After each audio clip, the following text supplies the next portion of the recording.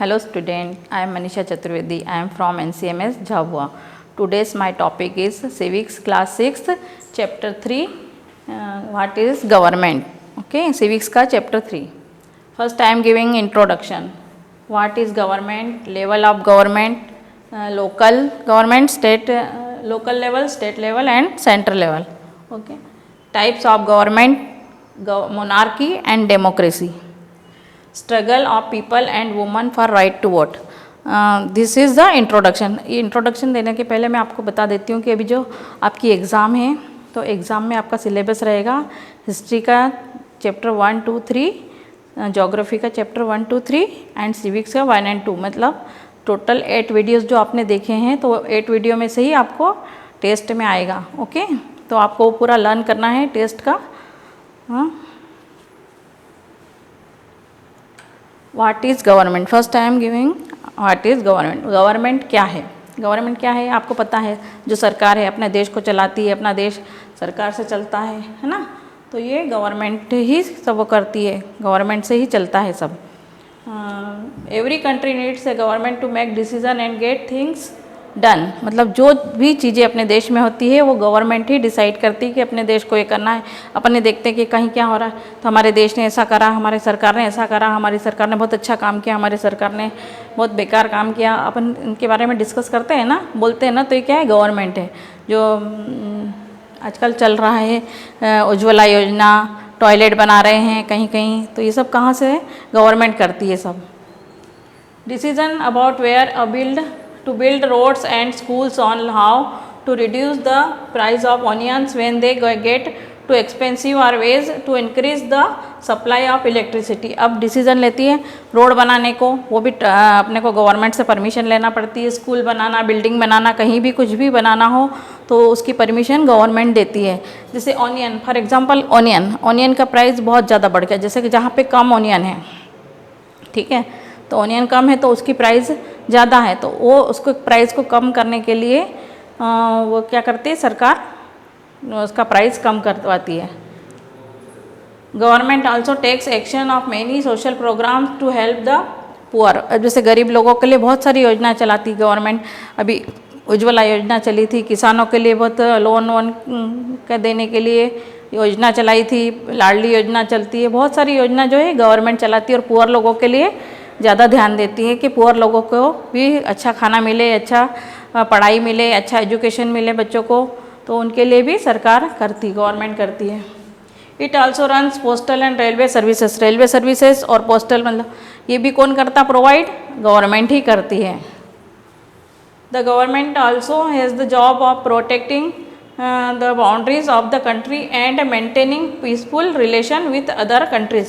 अब आपने देखा होगा अपने देश के लोग, जैसे अपने देश की जो बाउंड्री है, बाउंड्री के वहाँ पे सोल्जर्स लोग रहते हैं, है ना, तो वो भी सरकार डिसाइड करती है ताकि उधर के लोग इधर अपने ऊपर आक्रमण ना करें. अभी आपने देखा होगा पाकिस्तान चाइना के बॉर्डर पे इधर अपने इधर के लोग सैनिक लोग खड़े हैं ना, ताकि उनको उनका सामना कर सके, उनको अपने एरिया में ना आने दे और दूसरी कंट्री से पीसफुल रिलेशन रखे.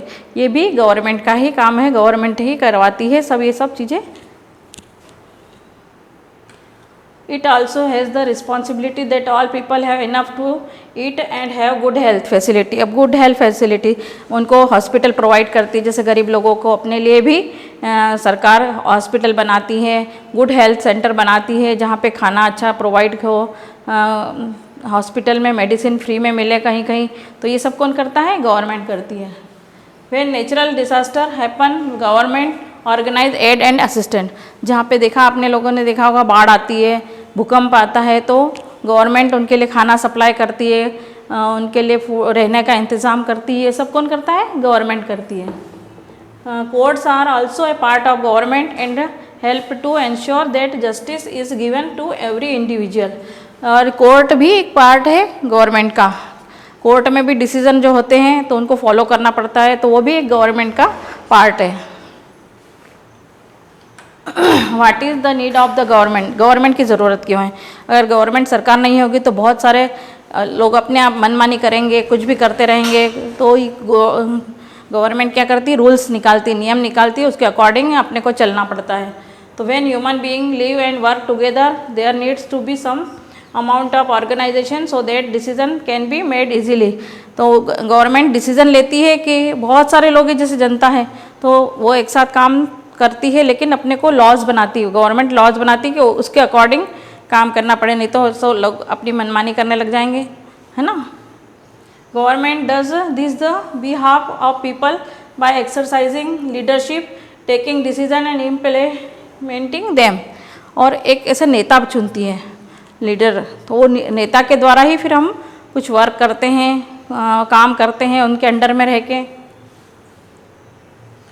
लेवल ऑफ गवर्नमेंट, अब गवर्नमेंट 3 लेवल पे काम करती है।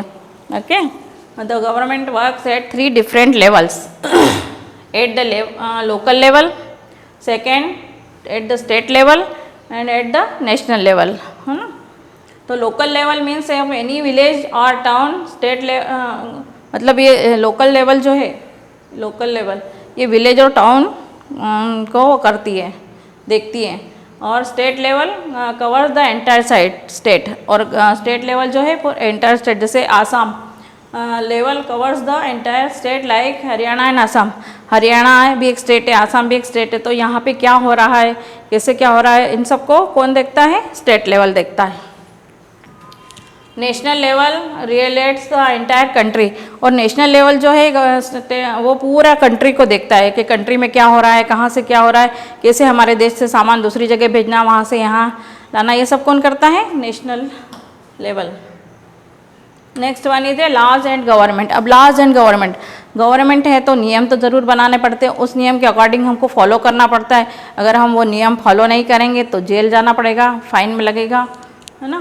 तो the government makes laws and everyone who lives in the country has to follow them, this is the only way government can function. जो government हमको काम दे रही है तो उसके अकॉर्डिंग हमको काम करना पड़ता है, उसी लिमिट में हमको काम करना पड़ता है ना। The government also has the power of enforce the decision.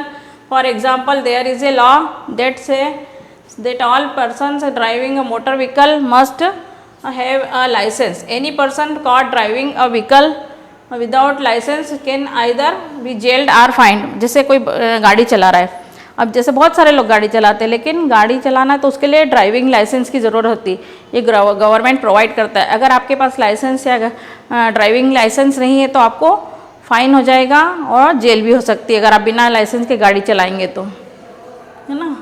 If people feel that a particular law is not being followed they can approach the court and claim that the law is not being followed. For example, if a person feel for example that they were not given a job because of their religion और caste, they can may move court.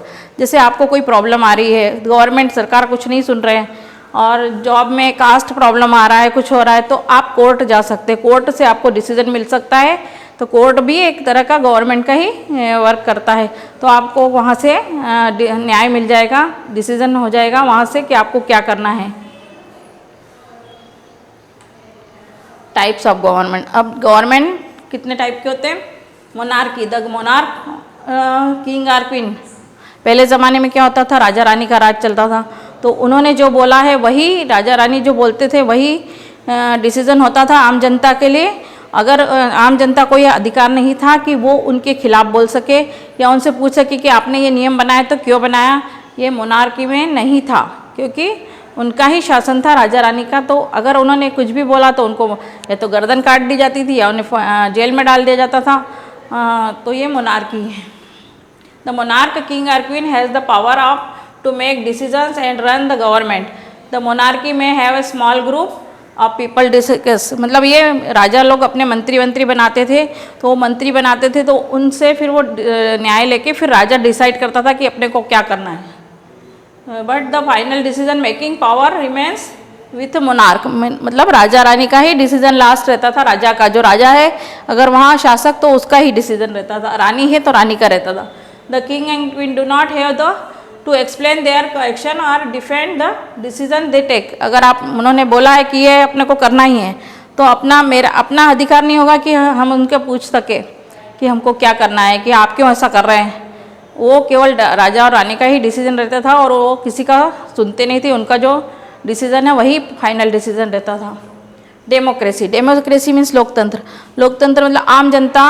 अब अपने इसमें तो government है, तो government अपने अपन जो बोलते हैं इसका अपोजिट है, क्योंकि जनता का ही गवर्नमेंट को सुनना पड़ता है अधिकतर। तो जनता जो बोलती, जनता लीडर को चुनती है, फिर लीडर बनता है, फिर वो उस देश को चलाता है ना। In a democracy it is the people who gives the government is this power, मतलब लोग पावर देते हैं गवर्नमेंट को। They do this through election in which they vote for a particular people and elect them. Once elected this person from the government in a democracy, मतलब एक person को हम चुनते थे, इलेक्शन होते थे, एक पर्सन हम चुनते थे, फिर उसको लीडर बनाते थे, फिर वो अपना नेता चुन के और वो अपना देश चलाता था, अपने स्टेट को चलाता है ना।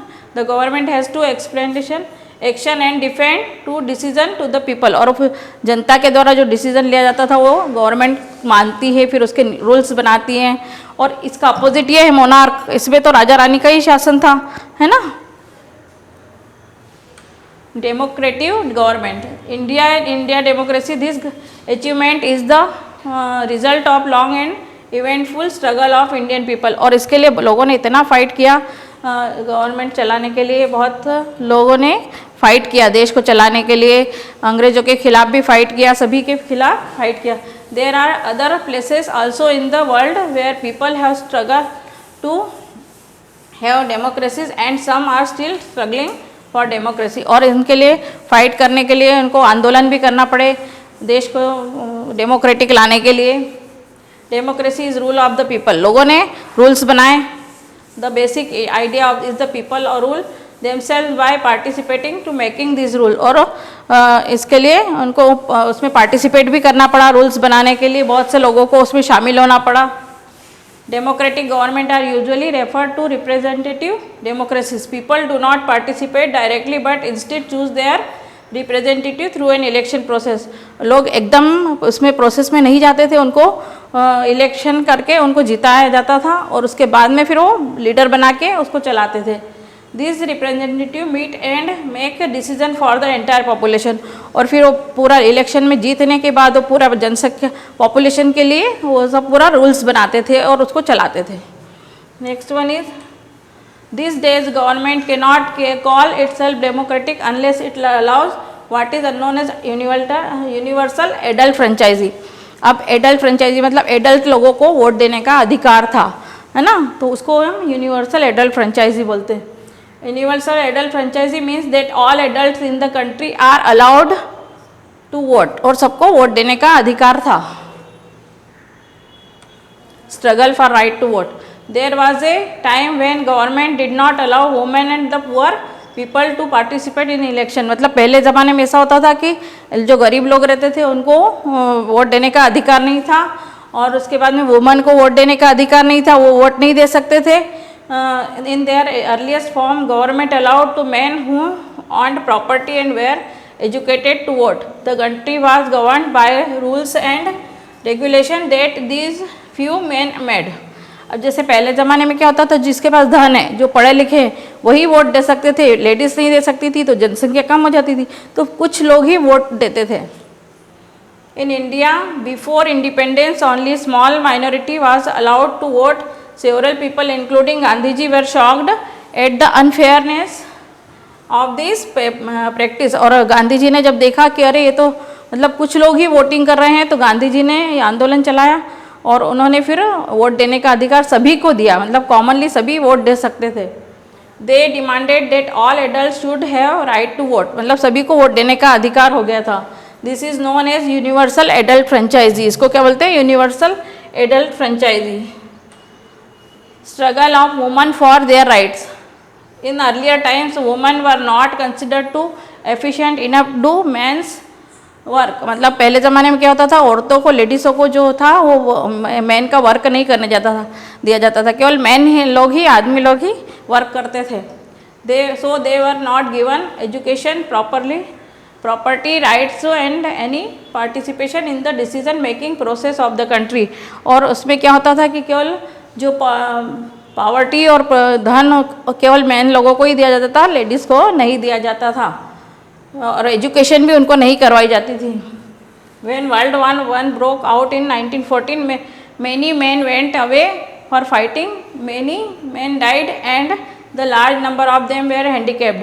1914 में वर्ल्ड वार हुआ था, फर्स्ट वर्ल्ड वार जिसको विश्व युद्ध कहते हैं, तो उसमें बहुत सारे फाइटिंग के लिए गए, 4 साल तक युद्ध चला, तो उसमें बहुत सारे लोग मारे गए जेंट्स, और बहुत सारे हैंडीकैप्ड हो गए, मतलब किसी के हाथ टूटे, किसी के पैर टूटे.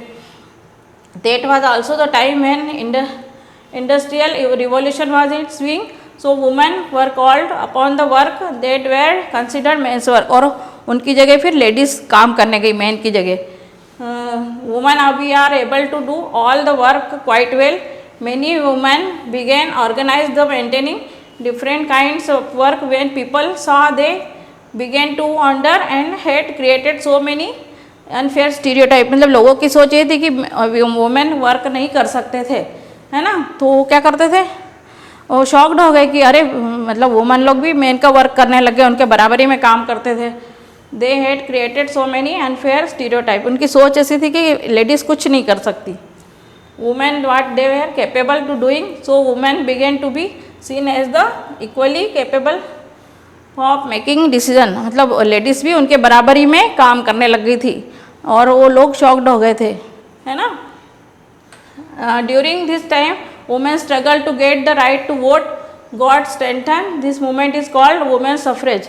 और फिर वुमेन को जब अधिकार नहीं दिया गया जेंट्स के साथ काम करने का, वोटिंग का, तो उन्होंने फिर आंदोलन किया, तो क्या बोलते हैं उसको, वुमेन सफरेज मूवमेंट बोलते हैं, है ना. Nowhere in the world have governments willing shared power. Many struggle, suffrage, revolution were impressed and went on hunger strike. American women got the right to vote in 1920 while women in UK got the right to vote in 1928. मतलब उन्होंने strike की, भूख हड़ताल किया, तो America में 1920 में उनको वोट देने का, लेडीज़ों को वोट देने का अधिकार हुआ, और 1928 में यूके में उनको वोट देने का अधिकार मिला. और अपने यहाँ तो इंडिपेंडेंस जब आज़ाद हुआ देश, तब से ही अपने यहाँ तो सभी कॉमन था, लेडीज़ जेंट्स जो एडल्ट थे उनको वोट देने का अधिकार था. Okay, next one is homework, है ना. होमवर्क में आपको ये क्वेश्चन आंसर करना है, और ये भी क्वेश्चन आंसर करना है आपको, है ना. ये क्वेश्चन आंसर करना है, ये भी, ये fill in multiple choice question है ना, ये भी करना है आपको फिर कॉपी में. ये देखिए ये, और ये चैप्टर 1 के सिविक्स के मैंने एमसीक्यूज़ नहीं दिए, तो आपको ये एमसीक्यूज़ करना है पूरे फेयर कॉपी में. उसको अच्छे से लर्न करना, क्योंकि एग्जाम में आने वाले हैं सभी. चैप्टर 1 के भी और चैप्टर 2 के भी मैंने लिखे हैं यहाँ पे. देखिए चैप्टर 2 सिविक्स के क्वेश्चन आंसर मैंने लिखे हुए हैं, तो ये आपको सभी करना है. एमसीक्यूज़ है ये, देखिए, और ये ओके. तो ये सभी आपको पेयर कॉपी में करना है, आपको अच्छे से पढ़ाई करना है. 14 से आपके एग्ज़ाम है, तो आप अच्छे से प्रिपरेशन करिए, एमसीक्यूज़ अच्छे से कर लीजिए. Thank you.